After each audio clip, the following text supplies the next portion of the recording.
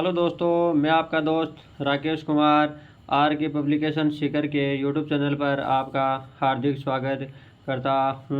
और आज हम पढ़ने जा रहे हैं दिल्ली पुलिस स्पेशल और एसएससी, बैंक, जीडी और सभी भर्ती प्रतियोगी परीक्षाओं के लिए भारतीय संविधान की अनुसूचियां। तो यह है टॉपिक, हमारा एक ऐसा टॉपिक है जिससे मिनिमम एक क्वेश्चन तो पूछा ही जाता है। तो आज का हमारा टॉपिक है भारतीय संविधान की अनुसूचियाँ। क्या है? भारतीय संविधान की अनुसूचियाँ। तो हम पढ़ने जा रहे हैं हमारे भारतीय संविधान में कितनी अनुसूचियाँ हैं। वर्तमान में 12 अनुसूचियाँ हैं और जब संविधान का निर्माण किया गया था तब कितनी अनुसूचियाँ थी? 8। और 8, 9, 10, 11 और 12 4 अनुसूचियाँ जो बाद में जोड़ी गई है। तो हम आज पढ़ने जा रहे हैं पहली अनुसूची। वर्तमान में 12 अनुसूचियाँ। वर्तमान में कितनी अनुसूचियाँ हैं? 12। और मूल संविधान में कितनी अनुसूचियाँ थी? 8। तो आपसे पूछा जा सकता है वर्तमान संविधान में कुल कितनी अनुसूचियाँ हैं, तो आपको उत्तर देना है 12। और मूल संविधान में कितनी थी? तो 8। और उसके बाद में प्रथम अनुसूची कौन सी है? प्रथम अनुसूची। प्रथम अनुसूची में क्या दिया गया है? प्रथम अनुसूची में दिया गया राज्यों व संघ शासित प्रदेशों के नाम। क्या दिया गया है? राज्यों व संघ शासित प्रदेशों के नाम व उनकी सीमाएं। संघ राज्यों के नाम दिया गया है और उनकी क्या कितनी सीमाएं हैं, कहाँ तक लगती है, कहाँ तक नहीं लगती है, ये सीमाओं का निर्धारण किया गया है। तो प्रथम अनुसूची में क्या है? राज्यों व संघ शासित प्रदेशों के नाम व उनकी सीमाएं। उसके बाद में है दूसरी अनुसूची। कौन सी अनुसूची है? दूसरी अनुसूची में क्या दिया गया है?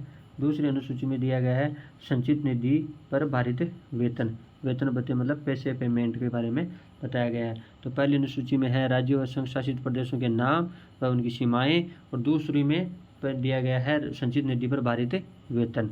उसके बाद में है अनुसूची नंबर 3। कौन सी और दूसरी अनुसूची में वेतन है। ये वेतन किन किन को कैसे कैसे दिया जाता है, किन किन को दिया जाता है उनके बारे में। केंद्र में है, केंद्र में तो दिया जाता है राष्ट्रपति को। किसको दिया जाता है? केंद्र में राष्ट्रपति। उसके बाद में है राज्यसभा में सभापति व उपसभापति को दिया जाता है। किन को दिया जाता है? राज्यसभा में किन को दिया जाता है? सभापति व उपसभापति को। और उसके बाद है लोकसभा में किन किन को दिया जाता है? अध्यक्ष व उपाध्यक्ष। लोकसभा के अध्यक्ष व उपाध्यक्ष को दिया जाता है। और सर्वोच्च न्यायालय के न्यायाधीश को दिया जाता है। और भारत के भारत के नियंत्रक एवं महालेखा परीक्षक को दिया जाता है। तो इसमें दूसरी अनुसूची में क्या है? वेतन। और वेतन के बारे में केंद्र में किन किन को दिया जाता है? राष्ट्रपति, राज्यसभा के सभापति व उपसभापति, लोकसभा के अध्यक्ष व उपाध्यक्ष को, और सर्वोच्च न्यायालय के न्यायाधीश को, और भारत के नियंत्रक एवं महालेखा परीक्षक के को दिया जाता है। उसके बाद है नेक्स्ट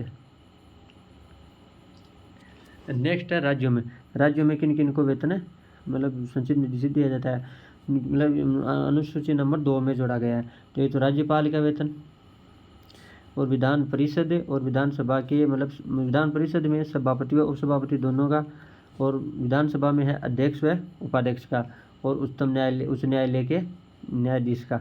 और उच्च न्यायालय के न्यायाधीश है उनको पेंशन होते हैं, और वही दूसरी अनुसूची में दिए गए हैं। तो दूसरी अनुसूची में क्या क्या दिया गया है?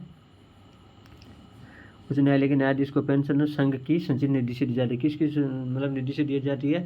संचित निधि से दी जाती है, जो भारत की संचित निधि से दी जाती है।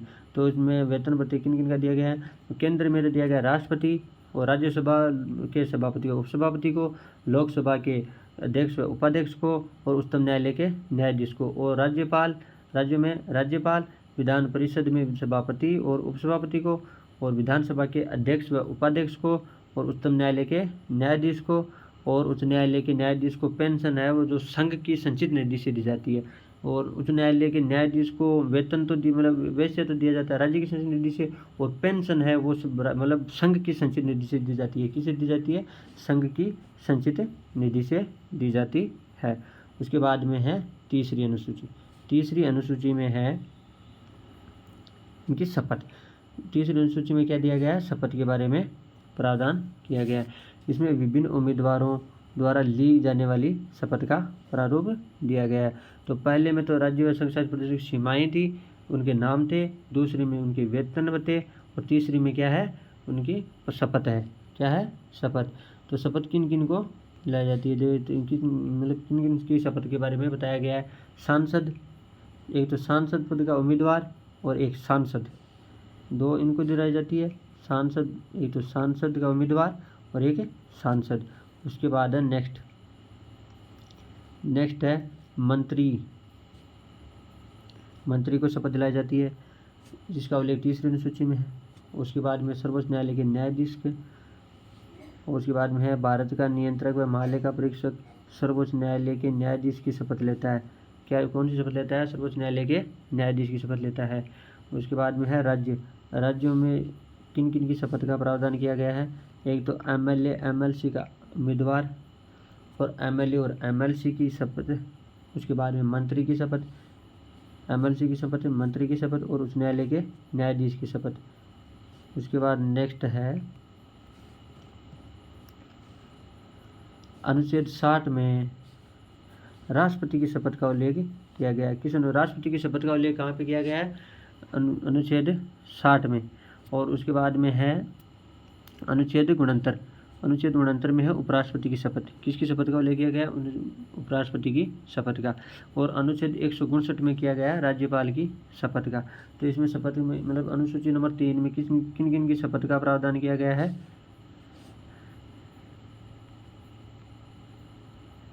तीसरी अनुसूची में है एक तो केंद्र में सांसद का उम्मीदवार, एक सांसद को और मंत्री को, सर्वोच्च न्यायालय के न्यायाधीश को, मतलब भारत के केग को, और राज्यों में है एमएलए एमएलसी के उम्मीदवार को, एमएलए को, एमएलसी को और मंत्री को और उच्च न्यायालय के न्यायाधीश को। और इसमें राष्ट्रपति उपराष्ट्रपति व राज्यपाल की शपथ का प्रावधान है अनुच्छेद नंबर 3 में नहीं किया गया है। तो राष्ट्रपति की शपथ कहाँ पे है? अनुच्छेद नंबर 60 में।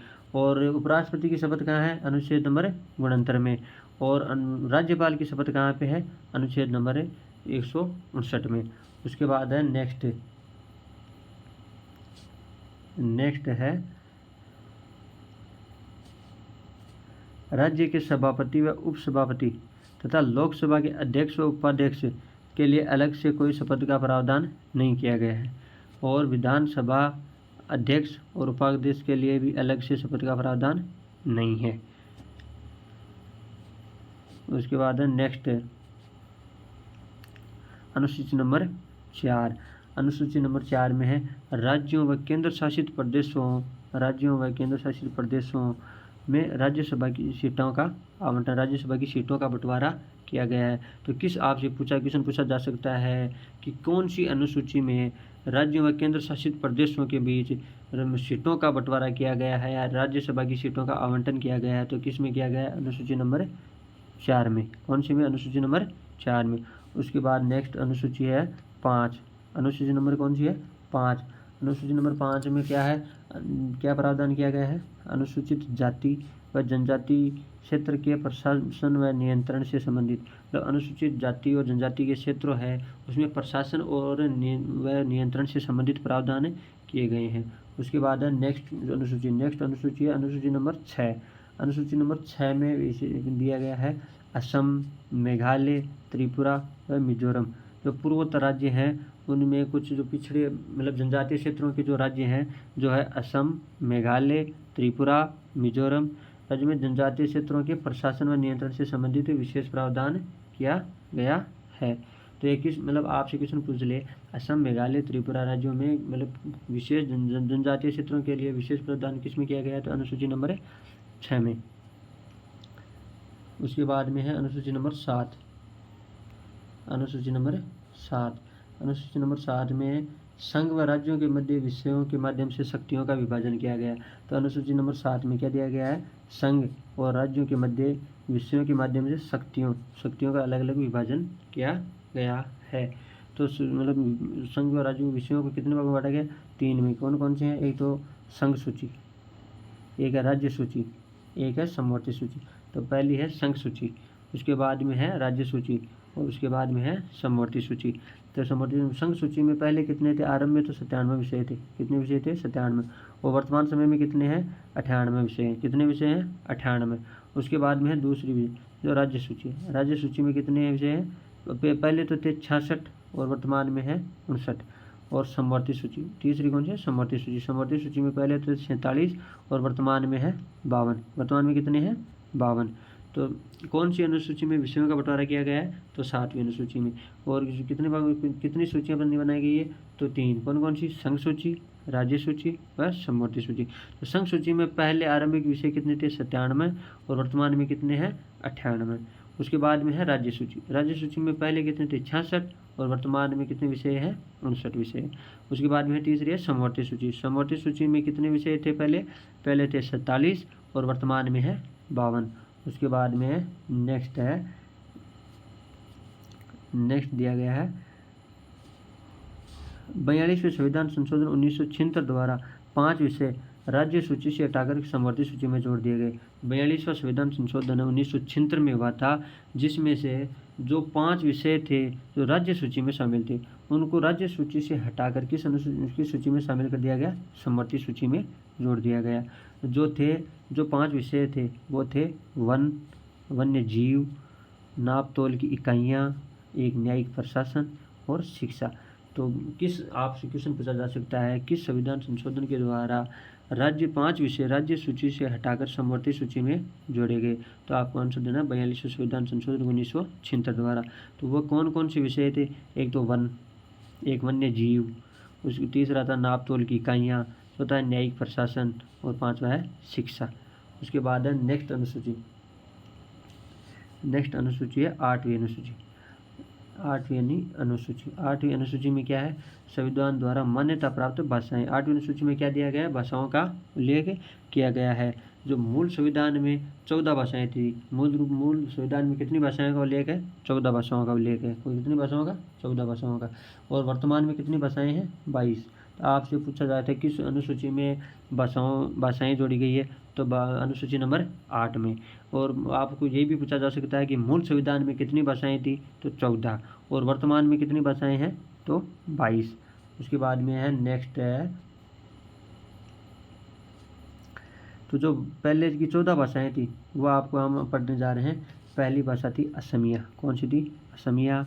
एक थी बांग्ला, एक गुजराती, एक हिंदी, एक कन्नड़, एक कश्मीरी, मलयालम, मराठी, उड़िया, पंजाबी, संस्कृत, तमिल, तेलुगु व उर्दू। तो 8वीं अनुसूची में पहले जो 14 भाषाएं थी वो कौन कौन सी है? असमिया, बांग्ला, गुजराती, हिंदी, कन्नड़, कश्मीरी, मलयालम, मराठी, उड़िया, पंजाबी, संस्कृत, तमिल, तेलुगु व उर्दू। यह तो थी हमारे मूल संविधान में। और बाद में और भी बाद में भी भाषाएं जोड़ी गई है। वर्तमान में कितनी भाषाएं हैं? 22 भाषाएं। तो 22 भाषाएं हैं, तो कितनी भाषाएं जोड़ दी गई है? 8 भाषाएं हमारे संविधान में और जोड़ दी गई है। तो बाद में क्या है? 2011 में उड़िया जो भाषा थी उसका नाम बदलकर ओडिया कर दिया। और क्या कर दिया है? उड़िया भाषा का नाम बदल कर क्या कर दिया गया? ओडिया कर दिया गया। उसके बाद में है नेक्स्ट, जो 15 नंबर की भाषा है, 15 नंबर की भाषा है सिंधी। कौन सी भाषा है? सिंधी। यह कौन से संविधान संशोधन द्वारा जोड़ी गई है? 21वें संविधान संशोधन द्वारा जोड़ी गई 1967 में। तो 21वां आपसे क्वेश्चन पूछा जा सकता है, संविधान में पहली भाषा कौन सी जोड़ी गई थी? जो सिंधी भाषा। कौन सी जोड़ी गई थी? संविधान संशोधन के द्वारा सिंधी भाषा जोड़ी गई थी। कौन से संविधान संशोधन के द्वारा? तो 21वें संविधान संशोधन के द्वारा। और कब जोड़ी गई? 1967 में। कब जोड़ी गई? 1967 में। आपसे ये पूछा, मतलब 21वें संविधान संशोधन 1967 के द्वारा संविधान में कौन सी भाषा जोड़ी गई? तो सिंधी भाषा। उसके बाद में है नेक्स्ट है 16 नंबर की भाषा है कोंकणी, 17 नंबर की है मणिपुरी और 18 नंबर की है नेपाली। कौन सी 18 नंबर की? नेपाली। तो पहली कौन थी? सिंधी। उसके बाद में है कोंकणी, 17 नंबर की है मणिपुरी, 18 नंबर की है नेपाली।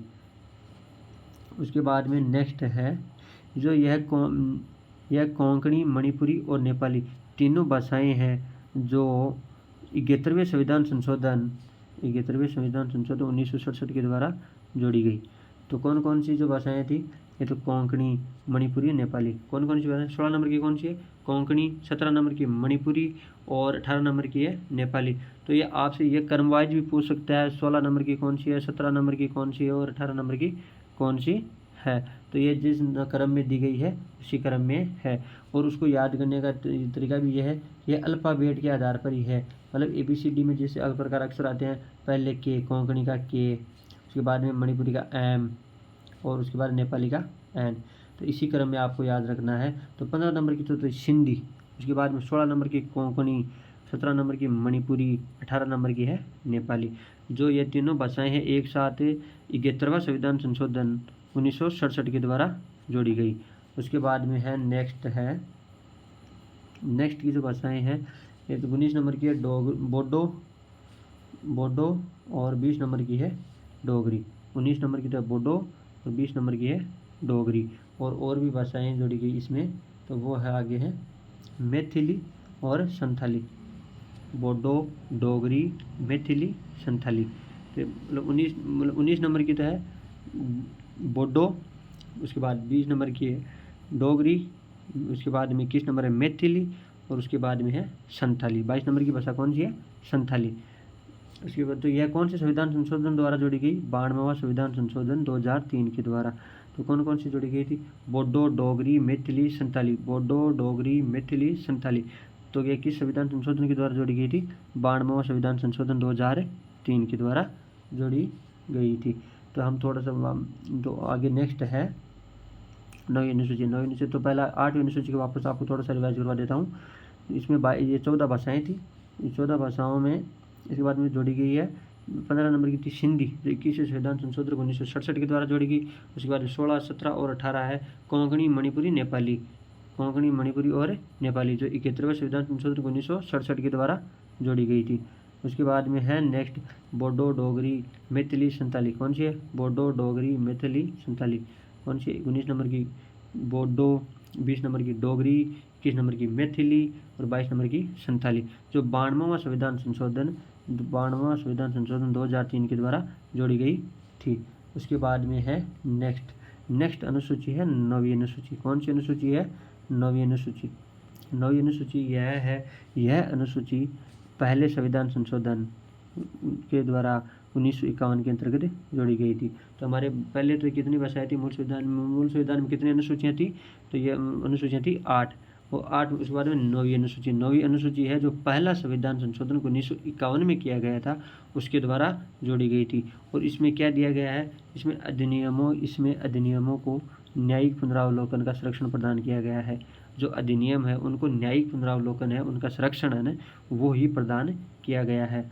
और उसके बाद में नेक्स्ट है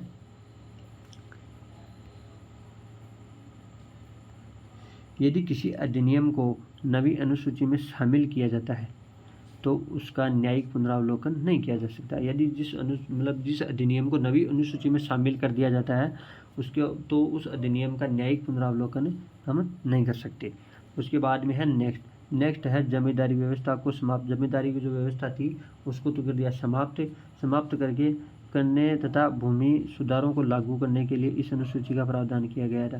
तो ये इसमें है जमींदारी व्यवस्था को समाप्त करने और भूमि सुधारों में जो नया कानून का निर्माण करने के लिए इस अनुसूची का प्रावधान किया गया है। उसके बाद में है नेक्स्ट है आरंभ में इसमें 13 अधिनियम थे।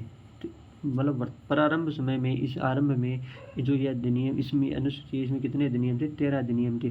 परंतु कालांतर में कितने हो गए हैं? अब इसकी संख्या है 282। कितने अधिनियम हो गए हैं? 282। उसके बाद में है नेक्स्ट है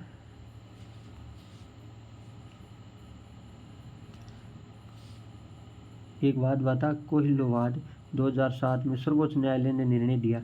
इसमें कोहिलोवाद 2007 में हुआ था, जिसमें सर्वोच्च न्यायालय ने यह निर्णय दिया जो 24 अप्रैल 1973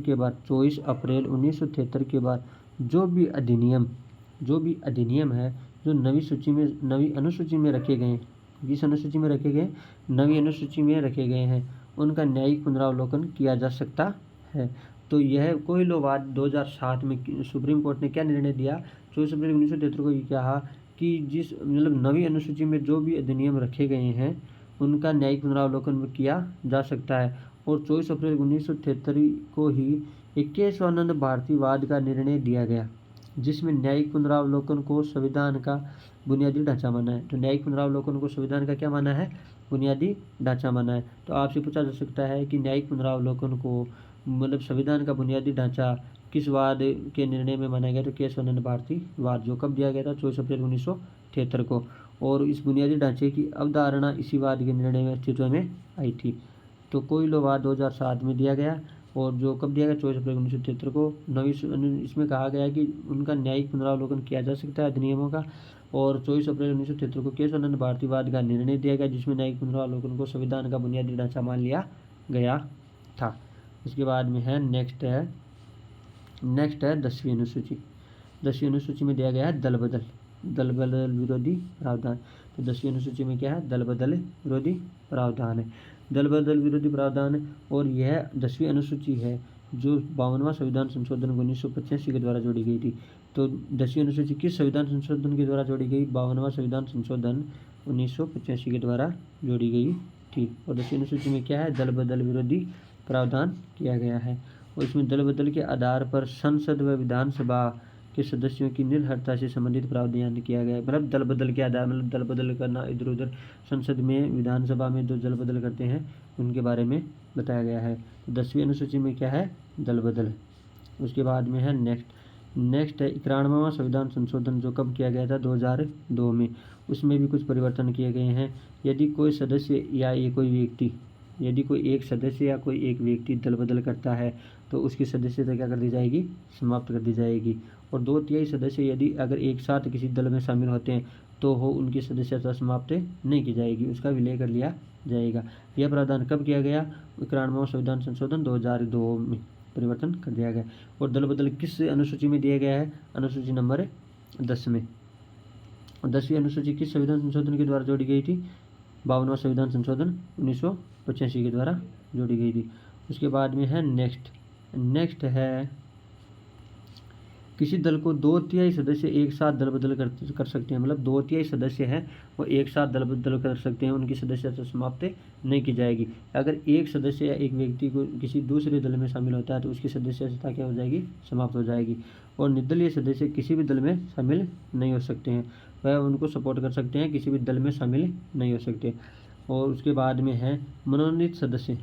क्या है? मनोनीत सदस्य हैं जो 6 माह के अंदर किसी भी दल में शामिल हो सकते हैं। मनोनीत सदस्य है वो 6 माह के अंदर किसी दल में शामिल होना अनिवार्य है। तो आगे है यदि कोई सदस्य व्हिप का उल्लंघन करता है तो उसे 15 दिन के भीतर उसे सम्मान नहीं करता है तो दल बदल का दोषी माना जाता है। यदि कोई सदस्य है जो व्हिप का उल्लंघन करता है तो यदि पार्टी उसको 15 दिन के अंदर उसे क्षमा कर देती है तो उसकी सदस्यता समाप्त नहीं होगी, और यदि मतलब समाप्त नहीं करती है तो वह दल बदल का दोषी माना जाएगा। उसके बाद में है 11वीं अनुसूची। कौन सी अनुसूची है? 11वीं अनुसूची किस संविधान संशोधन के द्वारा जोड़ी गई? 73वें संविधान संशोधन के द्वारा। किस संविधान संशोधन के द्वारा?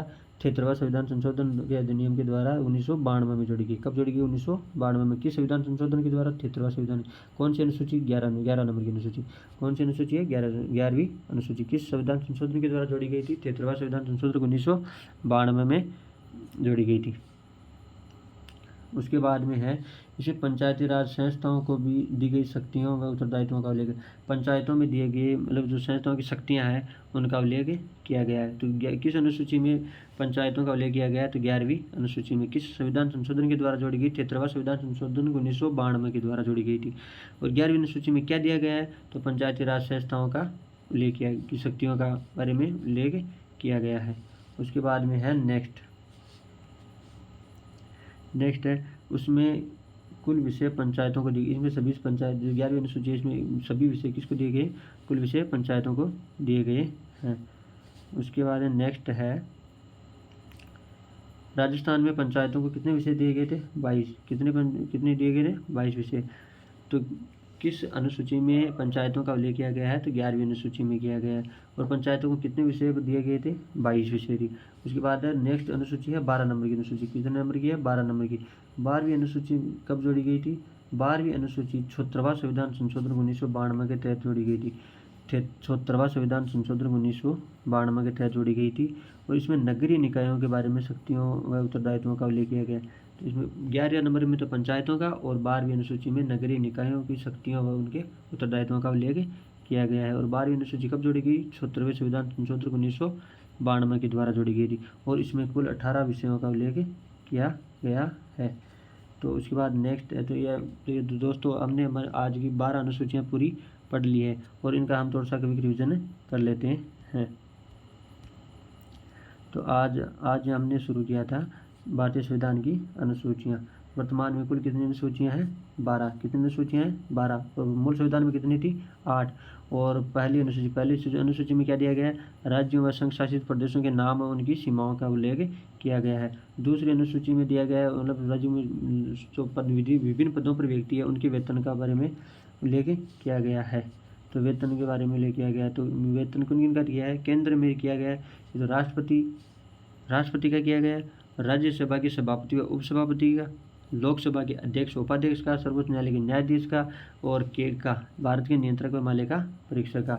और राज्य में राज्यपाल का, विधानसभा और विधान परिषद के सभापति व उपसभापति का, विधानसभा के अध्यक्ष व उपाध्यक्ष का और उच्च न्यायालय के न्यायाधीश का। उच्च न्यायालय के न्यायाधीशों की पेंशन जो संघ की संचित निधि से दी जाएगी।